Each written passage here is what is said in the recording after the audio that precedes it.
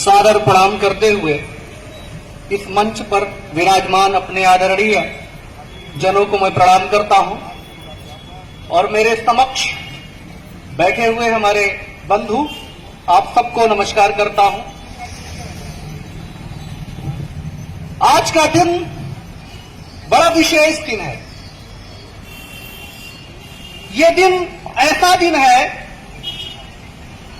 जब हम इस बात की प्रेरणा लेते हैं कि कोई लड़का अपने निजी सुखों को त्याग कर अपने व्यक्तिगत महत्वाकांक्षाओं को एक किनारे रखकर देश के लिए, अपने मिट्टी के लिए कुर्बानी देने का निश्चय करता है। एक ऐसा नौजवान जो प्रेम कर सकता था किसी लड़की से,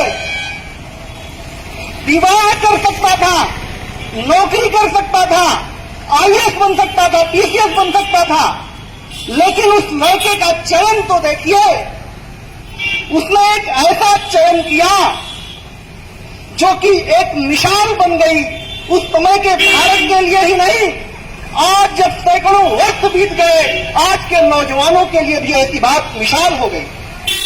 आज हम लोग विचार करें, जरा इस बात को सोचें कि एक 23 साल का नौजवान जो अपनी जिंदगी को दांव पे लगा देता है और हंसते हंसते फांसी के फंदे पे छूट जाता है, उस व्यक्ति का क्या चिंतन रहा होगा, उस व्यक्ति की क्या मनोदशा रही होगी। उस पर विचार करने की आवश्यकता है और केवल विचार करने की आवश्यकता नहीं है, उसको अपने आचरण में, अपने विचारों में, अपने चिंतन में, अपने कार्य पद्धति में, अपने कार्य संस्कृति में उतारने की आवश्यकता है। अपने देश के लिए कुर्बान हो जाने वाला वो लड़का भगत सिंह कहलाया और शहीदों का सरताज बना। भगत सिंह, आप सोचिए, एक 23 साल का नौजवान जब उसके मन में आजादी के लिए क्रांति की भावना उठी होगी, अंग्रेजों को हटाने के लिए उसने सोचना शुरू किया होगा, तो उसकी अवस्था ज्यादा न रही होगी, मुश्किल से 12-14 साल की रही होगी। और तत्कालीन भारत में क्रांतिकारियों में श्रेष्ठ क्रांतिकारी भगत सिंह माने जाते थे। तो आप समझिए कि उस 22 साल के नौजवान की प्रसिद्धि कितने ऊंचाई तक पहुंच गई थी। उस समय आजाद, चंद्रशेखर आजाद, भगत सिंह, राजगुरु, सुखदेव, बटुकेश्वर दत्त इत्यादि जो नौजवानों ने जो बलिदान दिया था, उसी के कारण आज हम यहां पर बैठे हैं।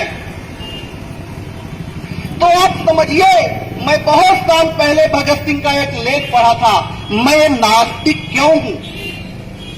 मैं पढ़कर बिल्कुल आश्चर्यचकित हो गया कि एक लड़का इतनी बड़ी बड़ी बातें, इतनी तार्किक बातें, इतनी दार्शनिक बातें लिख सकता है।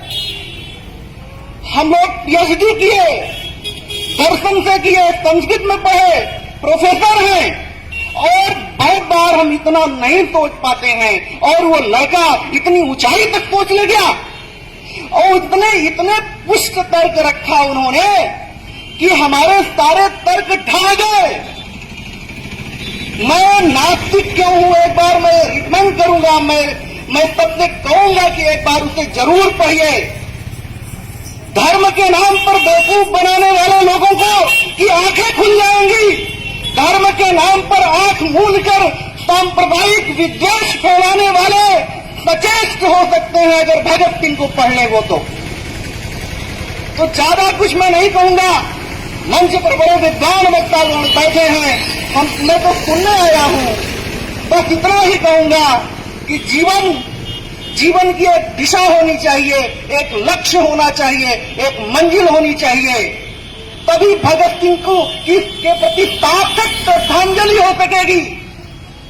हम भगत सिंह को अपने जीवन में कैसे उतार सकते हैं, ये विचार करने की आवश्यकता है। आज बम फोड़ने की जरूरत नहीं है, केवल बम फोड़कर कोई भगत सिंह नहीं बनता है। अपने कर्तव्यों को अच्छे ढंग से पालन करने से भगत सिंह बनता है। भारत माता को उत्थान की तरफ बढ़ाने के लिए संकल्प करने वाला भगत सिंह बनता है।